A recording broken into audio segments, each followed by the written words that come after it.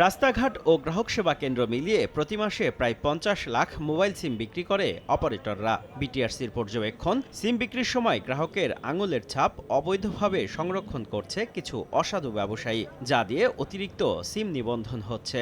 যদিও মোবাইল অপারেটরদের দাবি, আঙুলের ছাপ সংরক্ষণ করে নয়, বরং অবৈধ সিম নিবন্ধনে ব্যবহৃত হচ্ছে ফাঁস হওয়া জনগণের ব্যক্তিগত তথ্য।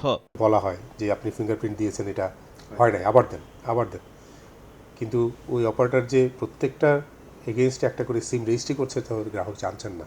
এ অবস্থায় সিম নিবন্ধনে বিকল্প পদ্ধতির উদ্যোগ নিয়েছে বিটিআরসি। আঙুলের ছাপ নির্ভর বায়োমেট্রিকের পাশাপাশি নতুন করে ফেস রিকগনিশন ব্যবস্থা চালু করতে চায় নিয়ন্ত্রক সংস্থা।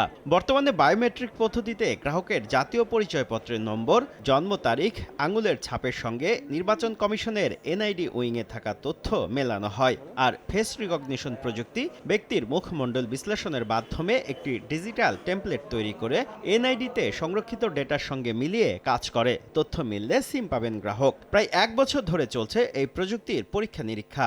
এনআইডি প্রজেক্টের সাথেও আমরা আলোচনা করছি, করে আমরা যদি দেখি এটাকে আমরা টেকনিক্যালি রিলায়েবল করতে পারি, তাহলে আমরা হয়তো এটাও অ্যালাউ করব।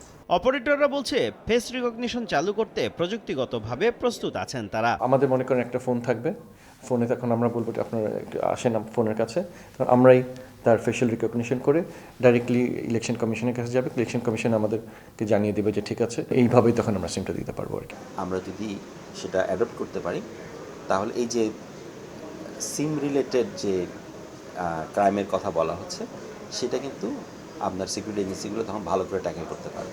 বর্তমানে ৪ মোবাইল অপারেটরের ১৮.৫ কোটির বেশি সক্রিয় সিম কার্ড রয়েছে। শুভ খান, সময় সংবাদ, ঢাকা।